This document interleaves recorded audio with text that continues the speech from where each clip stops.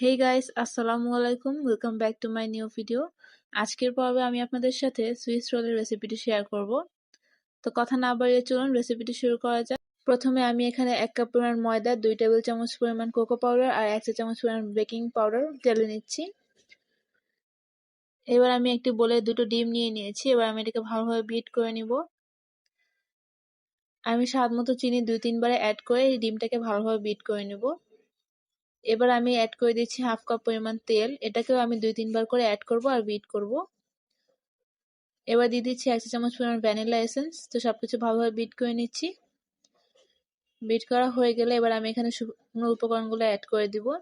দিয়ে এটাকে এক সাইড থেকে আলতো হাতে মিশিয়ে নিতে হবে। তা মিশানো হয়ে গেছে। এবার আমি একটা মোল্ডের মধ্যে তেল ব্রাশ করে তাতে বেকিং পেপার বসিয়ে নিয়েছি। এবার আমি ব্যাটারটা দিয়ে কেকটাকে সেট করে নিচ্ছি। এবার এই মোল্ডটাকে একটু ট্যাপ করে নিব। কেকটাকে আমি ওভেনে 150 ডিগ্রি সেলসিয়াসে 15 মিনিটের মতো বেক করে নিয়েছি। এবার আমি এখানে 1 কাপ পরিমাণ হুইপ ক্রিম নিয়ে নিচ্ছি। ক্রিমটা অবশ্যই ঠান্ডা থাকতে হবে। তো দিয়ে এবার আমি এটাকে ভালোভাবে বিট করে নেব। এখানে আমি কোনো এক্সট্রা চিনি ব্যবহার করছি না। আপনাদের যদি চিনি প্রয়োজন হয় তাহলে আপনারা সেটা অ্যাড করতে পারেন। এবার দিয়ে দিচ্ছি 1 চামচ পরিমাণ কোকো পাউডার। এবার আমি আবার এটাকে বিট করে নিব 2 মিনিটের মতো। দিয়ে দিচ্ছি 1 চামচ পরিমাণ চকলেট গানাশ। দিয়ে আমি সবকিছুকে ভালোভাবে আরো 4 মিনিটের মতো বিট করব। এবার আমি কেকটাকে একটু ফোল্ড করে নিব। এই কেকটাকে গরম অবস্থায় একটু এরকম ফোল্ড করে নিতে হবে, তাহলে সেট করতে সুবিধা হবে। তো এবার আমি ক্রিমটা দিয়ে দিচ্ছি। ক্রিমটা দেওয়া হয়ে গেলে এবার আমি এটাকে আবারও ফোল্ড করে নেব।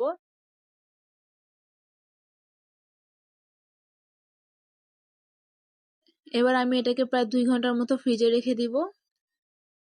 তো 2 ঘন্টা পরে আমি কেকটা বের করে নিয়েছি। এবার আমি এটার উপরে কিছুটা ক্রিম লাগিয়ে নিব। ক্রিমটা লাগানো হয়ে গেলে এবার আমি উপর থেকে চকলেট গানাশ দিয়ে দিচ্ছি। তো আমি কেকটা একটু কেটে দেখাচ্ছি আপনাদেরকে। দেখুন কেকটা কত সুন্দর হয়েছে।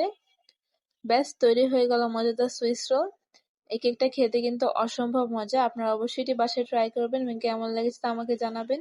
আজকের রেসিপিটি এ পর্যন্তই। ভালো লাগলে অবশ্যই লাইক, কমেন্ট, শেয়ার করবেন। আল্লাহ হাফেজ।